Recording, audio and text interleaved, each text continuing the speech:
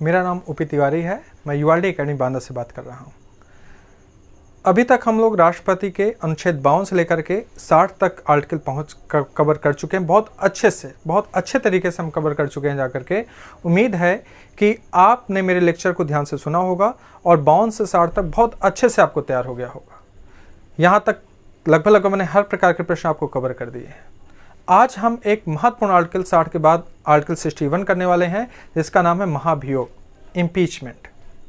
आज हम इम्पीचमेंट पर बात करेंगे और निश्चित है कि इम्पीचमेंट को आप बहुत अच्छे से समझेंगे कि राष्ट्रपति पर महाभियोग कैसे हमारे यहाँ लगाया जाता है, कैसे राष्ट्रपति पर महाभियोग लगाकर उसको उसके पद से हटाया जा सकता है। लेकिन याद रखिएगा, महाभियोग एक जटिल प्रक्रिया, एक कठिन प्रक्रिया है। आसानी से हम लोग अपने राष्ट्रपति को उसके पद से नहीं हटा सकते। आज आपको बातें समझ में आ जाएंगी। ठीक बेटा, तो यहाँ पर आज हम समझते हैं। तो सबसे पहले यहाँ पर फिर से मैं आपको एक जोश भर दूं कि एग्जाम, आरओ के एग्जाम से 5 महीना है।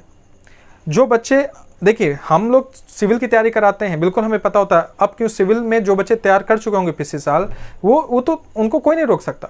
लेकिन जो बच्चे सिविल की तैयारी नहीं कर पा रहे हैं, लगता है कि मैं ये नहीं कर पाऊंगा, तो बेटा आपके पास आरओ एआरओ जैसा एग्जाम है। आरओ और एआरओ समकक्ष है अपर पीसीएस के बहुत सारे पदों के। तो रात दिन एक कर दीजिए और एक बार में निकाला जा सकता है। मैंने आपको कई बार बताया, यूआरडी का विद्यार्थी चाहे ऑनलाइन का चाहे ऑफलाइन का, हमेशा उसने सफलता अर्जित की है। और यकीन मानिए, आरओ एआरओ 5 महीने की तैयारी में बिल्कुल क्रैक किया जा सकता है, बिल्कुल क्रैक किया जा सकता है, ये आप विश्वास मानिए। चलिए समझते हैं ध्यान से जाकर के। आर्टिकल 61 की अगर हम बात करें तो इस आर्टिकल 61 का संबंध महाभियोग से है। महाभियोग को अंग्रेजी में इम्पीचमेंट कहते हैं। तो अब महाभियोग जब राष्ट्रपति पर लगता है तो कोई कारण तो होगा। तो कारण सिर्फ एक ही कहा गया है कि अगर भारत का राष्ट्रपति संविधान का उल्लंघन करता है। ध्यान रखिएगा, कई प्रश्न आता है कि भारत के राष्ट्रपति पर महाभियोग किस कारण से लगाया जा सकता है। सिर्फ एक ही शब्द का इस्तेमाल किया गया, संविधान का उल्लंघन। इसकी व्याख्या नहीं की गई है। तो संविधान का अगर उल्लंघन करता हुआ नजर आएगा तो राष्ट्रपति पर महाभियोग के प्रस्ताव को लाया जा सकता है, फिर तो प्रक्रिया के तहत तो पास होता है नहीं होता, वो एक अलग बात है। तो संविधान का उल्लंघन अगर करता है तो इस पर महाभियोग लाया जा सकता है। ठीक, फिर शर्तें क्या हैं? शर्तों बहुत आसानी से याद कर लीजिए। किसी व्यक्ति को हटाने से पहले, कोई व्यक्ति, अगर आप सरकारी नौकरी भी करते हैं, आपको हटाने से पहले भी नोटिस आएगी जाकर के। तो आप राष्ट्रपति को हटाने वाले हैं तो नोटिस तो देना पड़ेगा। तो 14 दिन पहले राष्ट्रपति को बताना पड़ता है कि हम आपके खिलाफ महाभियोग जैसी प्रक्रिया लाने वाले हैं। तो 14 दिन पूर्व सूचना राष्ट्रपति को देनी होती है। दूसरी शर्त यह कि जिस सदन में, ध्यान रखिएगा मैंने आपको बताया संसद में 2 ही सदन है, एक है लोकसभा, दूसरा है राज्यसभा। तो यहाँ पर जिस सदन का आशय है कि आप चाहे प्रस्ताव पहले लोकसभा में ले आए या फिर राज्यसभा में।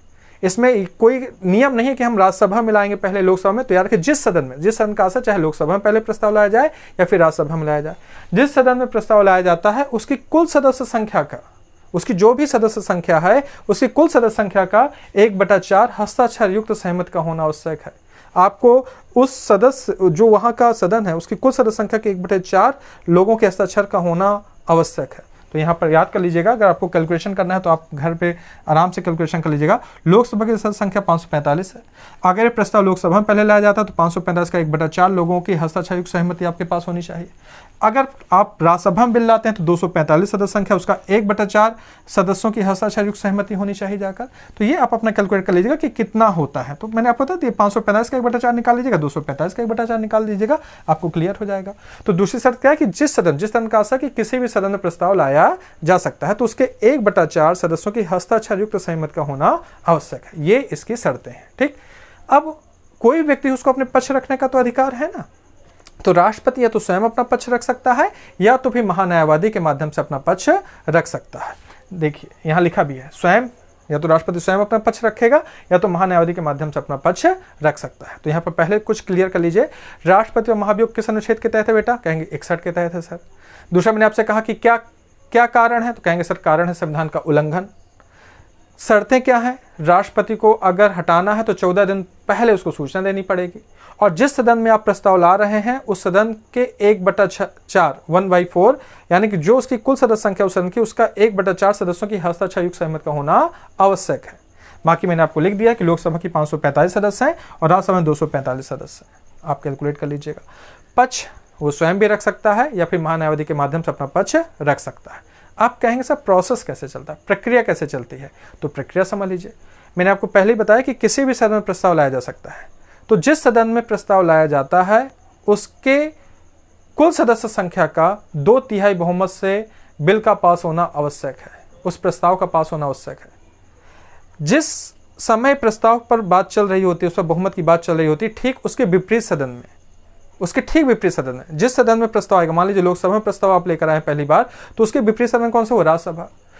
राज्यसभा। या अगर पहली बार राज्यसभा में लेकर आए तो उसका विपरीत सदन क्या हुआ? लोकसभा। तो सरल भाषा में क्या याद कर लीजिए, जिस सदन में प्रस्ताव आता है उस सदन की कुल सदस्य संख्या के 2/3 बहुमत से पास होना आवश्यक है, और जब वो प्रक्रिया चल रही होती है उसके विपरीत सदन में उस एक जांच समिति बना दी जाती है, जो जांच करती रहती है कि क्या संविधान का उल्लंघन वास्तव में राष्ट्रपति ने किया है या नहीं किया है।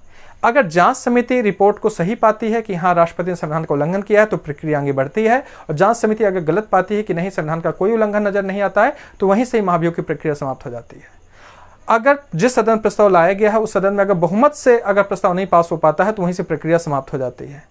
तो इसका मतलब है कि प्रक्रिया को आगे बढ़ाने के लिए दोनों चीज़ों का आवश्यक है कि बहुमत से पास हो जाना सदन में, और जांच प्रक्रिया में स्पष्ट हो जाना कि संविधान का उल्लंघन किया गया है। अगर ये बातें हो जाती हैं तो प्रस्ताव अगले सदन में जाता है, मतलब दूसरे सदन में जाता है, और उस सदन में भी कुल सदस्य संख्या के 2/3 बहुमत से पास होना आवश्यक है।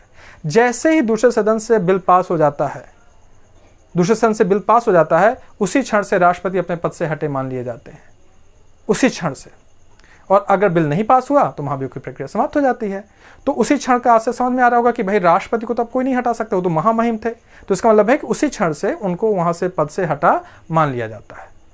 और क्योंकि यहाँ पर एक जांच समिति भी बनाई जाती है तो इसको हम एक अर्धन्यायिक प्रक्रिया भी कहते हैं, यानी कि महाभियोग एक अर्धन्यायिक प्रक्रिया भी है।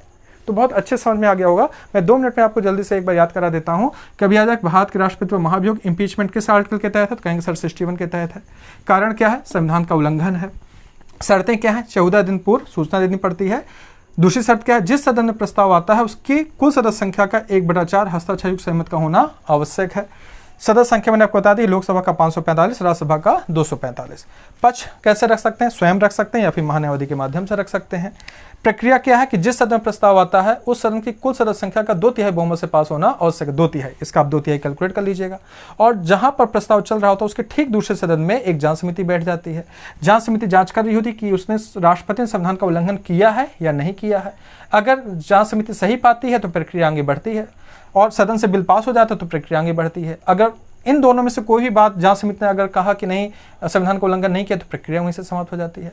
अगर सदन में बिल पास नहीं हो तो प्रक्रिया वहीं से समाप्त हो जाती है। मान लीजिए कि दोनों बातें सही हो गई तो जब दूसरे सदन में बिल जाता है तो वहां भी उस कुल सदस्य संख्या का 2/3 बहुमत से पास होना आवश्यक है।